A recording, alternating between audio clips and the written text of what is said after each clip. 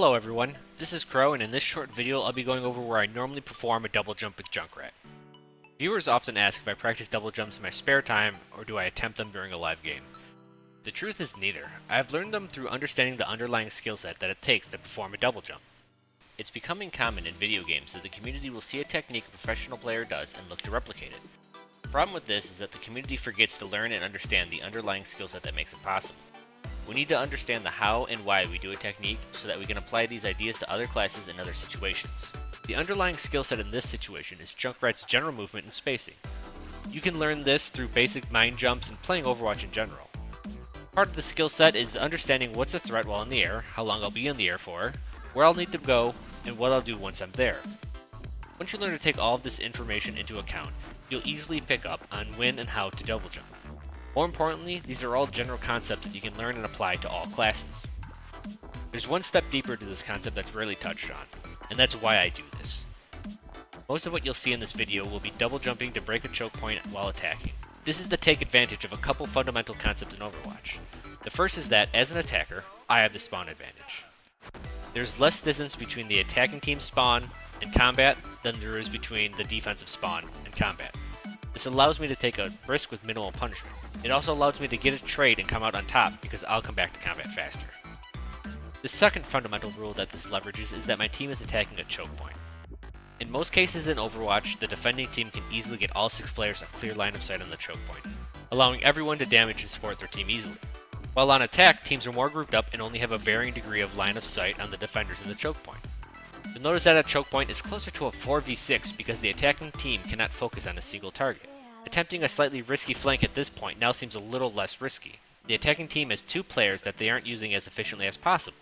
The last fundamental rule our double jump is taken advantage of is breaking up the enemy's formation. Attackers have to attack. It sounds silly, but what it means is that the defense can set up in a way that's most optimal for them, giving the attackers the hardest time possible. It's normally worth to break this formation with any sort of action, even if it has increased risk. I call it stirring the pot. The defense has a clear answer on how to defend the oncoming attack. We attempt to muddy the water by throwing something into the pot that causes a disturbance. We commonly see this with flankers such as Genji, Tracer, and sometimes D.Va. The idea is to pull as many resources as possible out of the formation, giving your team a higher chance of success on attack. It's understanding why we do things that playing one class can give us insight to others. By boiling down our actions, we can see that this is just Junkrat's way of breaking the choke. Most classes can break a choke point in one manner or another. Sometimes you have to be a bit creative, and other times you have to be very skilled with the class.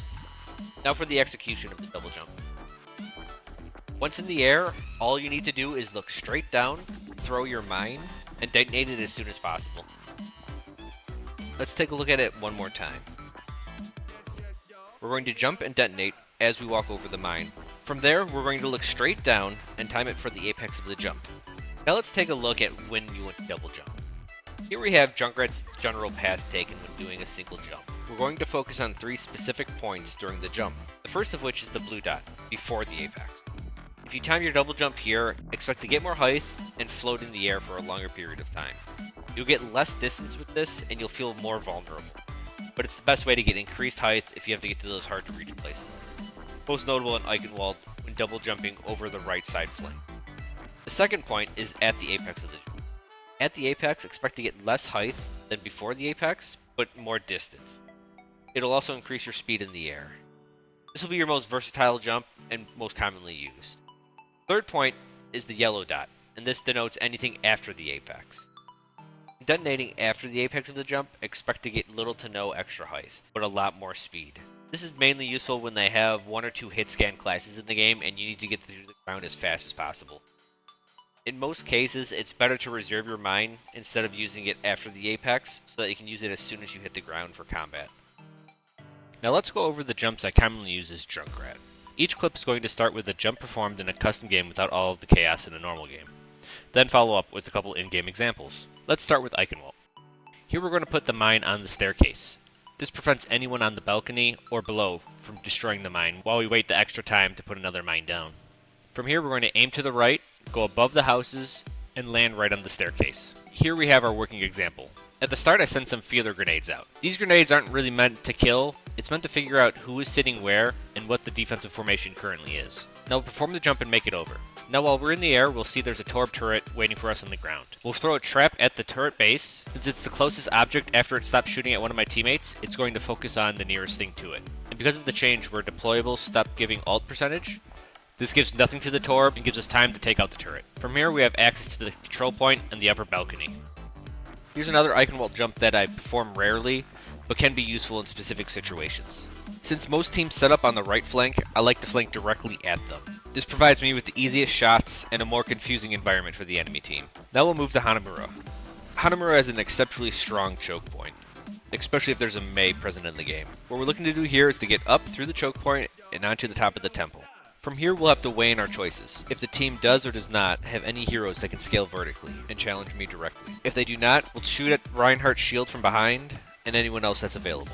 Now for the working example. Here we make it through, but we notice right away that we're getting hit by a Torb turret. Luckily, while up here, we do have a superior range compared to the turret. We can easily take it out. After the turret falls, we would start shooting the Reinhardt shields from behind, giving our team an easier way in.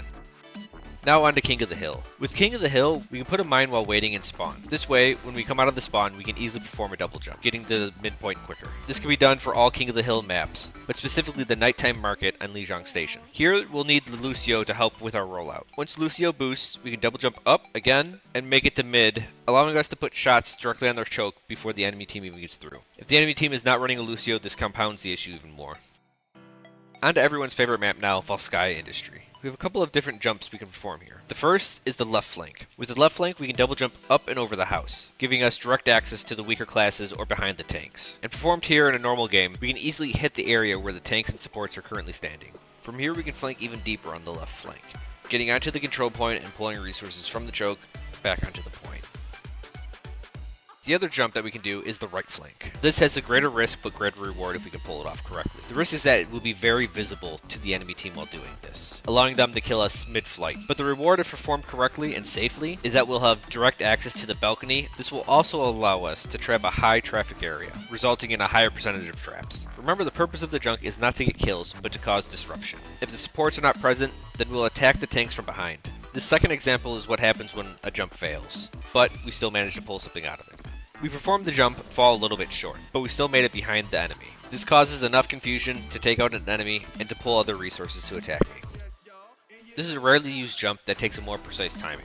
The window is smaller and there's a higher chance of death, but what this does is it completely conceals your movement. But as a Junkrat, we value putting damage on the choke point the entire time. We want to spend as little time as flanking as possible and more time shooting. Now let's look at the second point of Volskaya. Now to perform a jump here, it can be done with a single or double mine. The object of this jump is to get behind the enemy team. A single mine will put you on the ground, a double mine will put you on the balcony with the supports. This gives great access to damage the enemy supports and long-range classes. Lastly, I'll show a rare jump on Dorado. Most know of the flanking route behind the enemy at the first choke point. We'll use a double mine jump here to get all the way over to the far left flank. Because of the time it takes to set this up, I rarely use it. The most common use for this jump is to find a symmetric teleporter on the left flank, getting there immediately. I'd like to thank everyone that's watching, and if you want to catch me doing these jumps live, find me at twitch.tv/ProLikeChro.